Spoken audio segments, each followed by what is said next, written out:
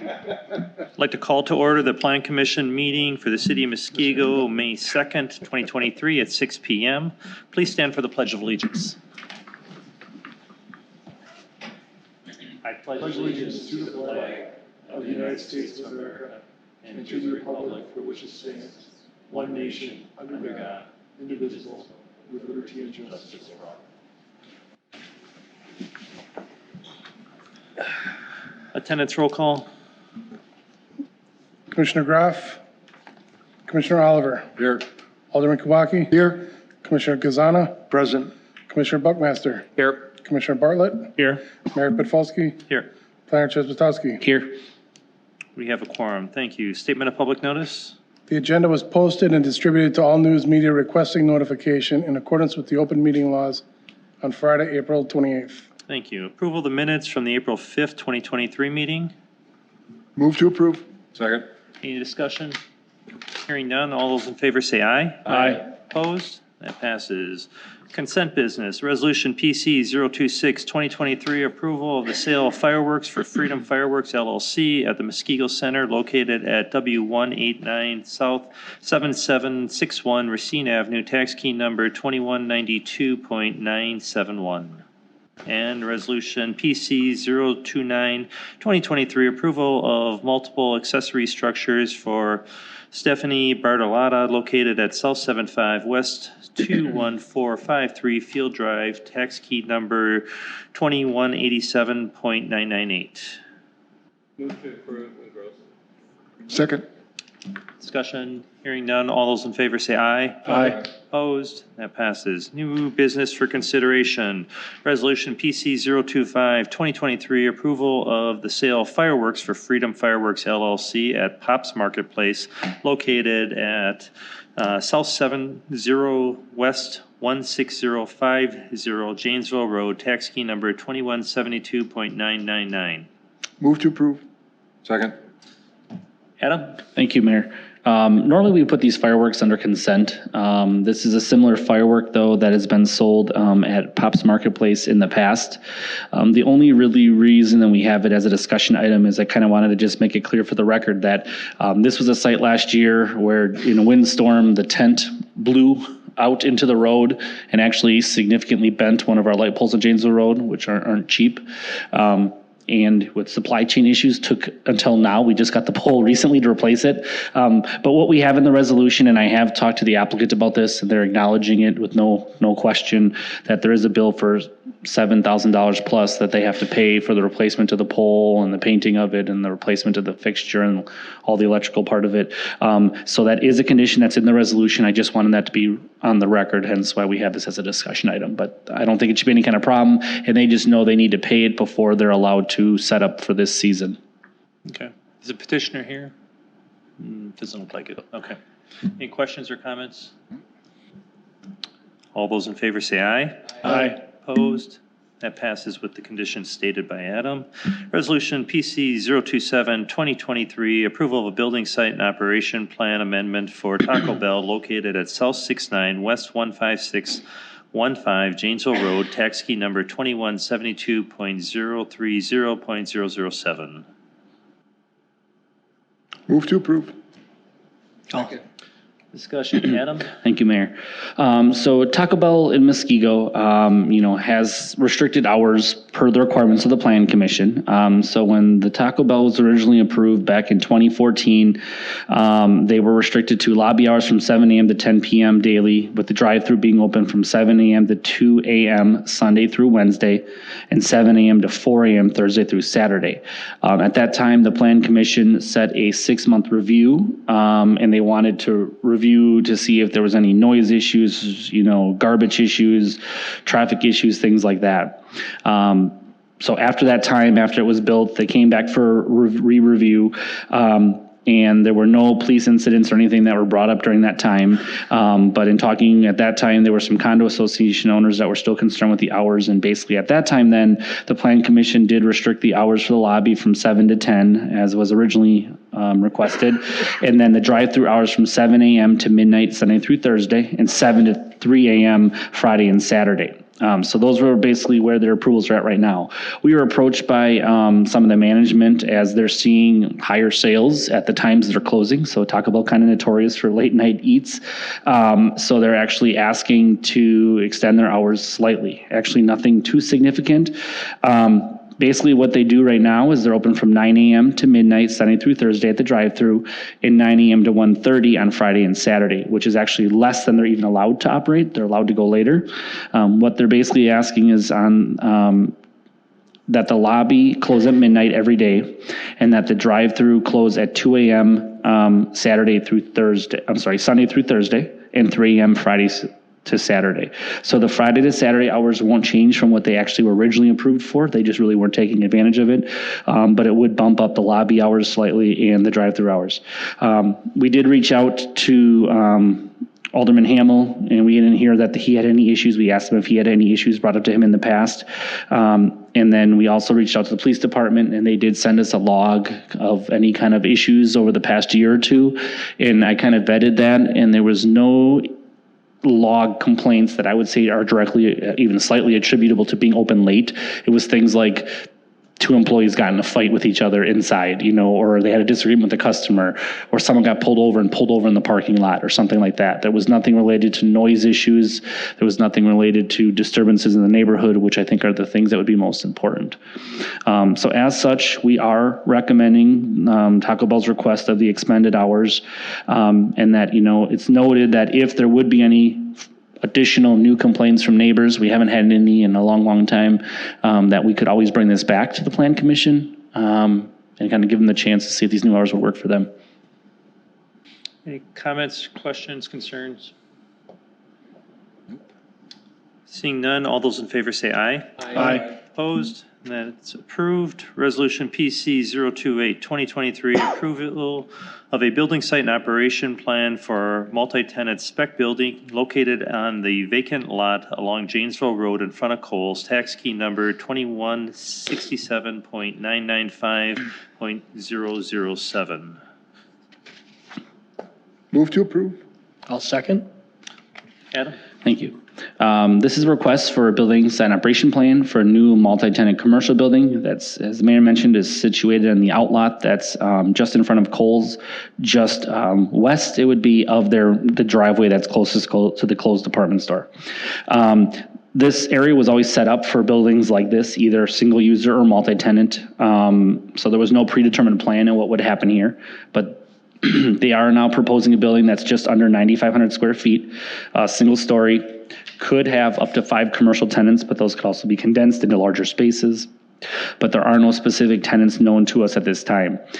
Things use-wise that could be allowed there could be different service, retail, office, medical, financial type uses. As far as the architecture goes, this is governed by the General Design Guide and the Moreland Corridor South Design Guide, which typically calls for 50% masonry product and certain architectural requirements relating to the Prairie Craftsman style. This building is 100% masonry with a metal band near the top of the facade and metal trim. Walls will be a cream-colored split-face block with other altering brick and block colors on the building, so kind of a nice variety of materials, some brick, some stone. They're also showing that there will be some kind of different accents on the building. The bulk of the building will have a flat roof with a larger parapet wall ranging between 17 and 19 feet with some higher features to help screen some of the mechanicals on the roof. They are showing hip roof tower features that are located on some of the corners of the building, which are up to almost 27 feet in height. And are going to have standing seam metal roofs. So it kind of the roof feature and some of the stressed horizontals will mirror some of the other architecture that Prairie Craftsman design that's looked at in the design guide. They are proposing a drive-through on the north side of the building. The window would be on the north side and the queuing lane would be kind of around the back of the building. They don't have a specific user, but obviously they're going to try to market it to someone who would have drive-through needs. As far as this overall development goes, the ready is access internal to the site. All of the utilities are internal to the site. They are proposing 41 parking stalls in this portion of their site along with 2 handicap stalls. Now, since we don't know the specific users, the way the code reads is basically that it says they're supposed to assume, or they can assume, that 50% of each tenant space will be customer area, and that's how we base employee counts and based upon in customer counts. And based upon that, it shows that if 50% of each space were customer space, they would have more than enough parking. We have talked with the development team just to kind of see if they can try to work with Kohl's and or the development owner of all of this to see if they needed overflow, could they use the Kohl's parking lot? But either way, they do have enough parking per our code. It's just when each business registration would come in, we're going to have to make sure there's enough for each user. And that could have a restriction on users if they don't work something out with the adjacent properties. Otherwise, the parking and all the drive aisles meet all of our code requirements with landscape islands and such. They do show a dumpster enclosure on site. They are showing some basic landscaping. We will have to see some more. We are going to make sure that all of the utilities and mechanicals are screened. They have shown some rooftop screening if needed for any kind of mechanicals on the roof. Other than that, staff is definitely recommending approval. It'd be nice to have this site finally fill in. Should be a nice addition to the area and fit well with the aesthetic that's already established there. Thank you. Questions, comments? Is a petitioner here?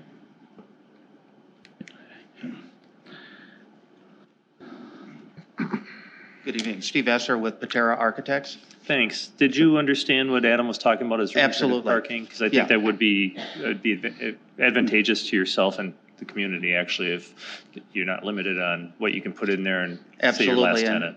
You know, our client was supposed to be here. He obviously is not. So I can't speak directly to his conversations. I know he is reaching out to Kohl's and trying to resolve that, but I don't have any information I can pass on to you about that directly right now. All right. And as Adam said, it does meet their existing ordinance as Mm-hmm. is, but we'd hate to see you have to limit what you can put into that spot as you rent it out based on parking, so.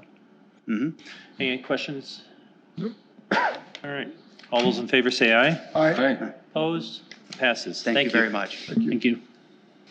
Resolution PC 030, 2023, approval of a building site and operation plan amendment for St. Leonard's Catholic Church located at West 173, South 7743, Westwood Drive, tax key number 2196.945. Move to approve. Second. Adam? Thank you, Mayor. So St. Leonard's is looking at putting up a chain link fence along the southern side of the property adjacent to kind of their overflow parking in the playground area. Back in 2001, when this back parking lot was approved, one of the requirements was a 5-foot solid wood fence. And, you know, just by reading the notes in the file, can only assume it was for blocking headlights. There are some homes across the bike trail. They, of course, aren't right there, but there was a solid fence proposed at that time. We were approached by the church and their assistants and found out that that fence has been removed as of a few years ago because I think it was failing. And then they were working with the police department just to kind of think of ways and brainstorming ways to kind of secure the site for especially kids that are playing during the school day on the playground or in that parking lot, as that parking lot is more of an overflow for like sporting events and not used on a normal daily basis. So basically the proposal was to install a chain link fence, number one, so you have more visibility, which was actually something the police chief was recommending, have it more open so you can see what's going on, make sure no one's lurking around, as well as they are having gates installed, as there's like a little path that leads from the parking lot to the trail, and they're going to have a gate from the main parking lot to the back parking lot, once again, to try to keep people and or vehicles out of the area where the kids are during the day. So staff does not have a problem with this. We haven't had any issues for the past couple of years after we realized that fence was down. No neighbors across the bike path have complained about headlights. And I think because that parking lot isn't used on a really heavily basis, it would make sense that it's probably not an issue to anyone. So staff is recommending approval of the new chain link fence for safety and security purposes for the kids in the back parking lot. Thank you. Questions, comments? All those in favor say aye. Aye. Opposed? That passes. Resolution PC 032, approval of a building site and operation plan amendment for Pop's Pub located on Pioneer Drive, West 180, South 7808 Pioneer Drive, tax key number 2196.983. Move to approve. Second. Discussion, Adam? This is for approval of some outdoor improvements for Pop's Pub on Pioneer. Specifically, it's basically two different crushed granite areas, one of them being around the existing like tiki bar area that's behind the building, and the other area being just a little bit south of that, kind of towards Kristen Drive, for a future kind of call it a play pad area that's going to be used for like bags or other outdoor games. The gravel area that's going to be around the tiki bar is going to also have some like retaining wall and seat wall features, so giving just some more options for people to put stuff down as well as a place to sit. There is some tree clearing that's going to happen on the southern edge of the site that staff reviewed, some kind of junky trees, but what the applicant is doing is proposing a row of arborvitaes densely spaced along that southern edge to help just give a little more buffer from what's going on to the road, and there is a home a little bit further the distance southward. There are some other projects that the applicant is looking at doing on site. One of them is including lighting, but they had to get some more details together, so that's not technically part of this request right now.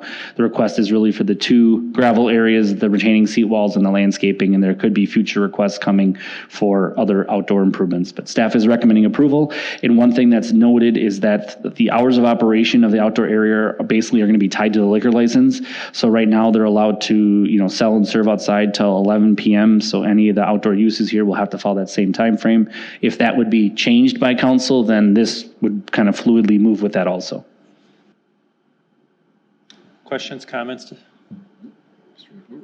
Hearing none, all those in favor say aye. Aye. Opposed? That passes unanimously. Resolution PC 032, 2023, approval of a building site and operation plan amendment for a weekend market at Pop's Pub on Pioneer Drive located at West 180 South 7808 Pioneer Drive, tax key number 2196983. Move to approve. Second. Adam? Thank you. Another Pop's Pub. This one just is a different item because it's a different topic. So last year, the pub decided they wanted to try to do like a community farmers market in the parking lot, kind of a pop-up thing. That was only a one-year approval. We had no issues that came out of last year, and so this year they're looking at doing it again. I think it was a little less consistent, where this year they want to basically have the option to do it every Sunday, I believe it is, from 11 to 3. 11 to 3 on Sundays. So they are proposing that. What they'll do is the parking lot would be closed off as part of it. Parking would be on the street, as Pioneer does allow that, just during those hours and those times of the market. Some weeks may be busier than others, different things like that, but it will allow the market to occur through September of 2023 on those Sundays at the allotted time. City doesn't see any issues with this. We didn't have any issues with what was done last year, and just like anything else, if major issues would come up, we could bring it back and address it then. Questions, comments? Adam, the only thing and I didn't notice this earlier, I just noticed it now on his little diagram, he's got customer parking street only, meaning it's From 11 to 3, customers have to be on the road. right, but it doesn't mean that we're designating that part of the street for his customers. No, that's just where he's going to designate them. And the other thing that's shown on there is they are showing handicap parking on the street. After talking with engineering and DPW, we can't even allow them to specifically say that's only for handicap on the street. If they want designated handicap parking, they'll have to save a few of their own spots for that. So basically the street will just be public parking as it is all other times of the day. I just wanted to clarify that. Thank you. Any questions or comments? Nope. All those in favor say aye. Aye. Opposed? That passes unanimously. Miscellaneous business as authorized by law. Anything? Otherwise, motion to adjourn would be in order. Second. All those in favor say aye. Aye. Opposed? We're adjourned at 6:19. Thank you. That was on the money.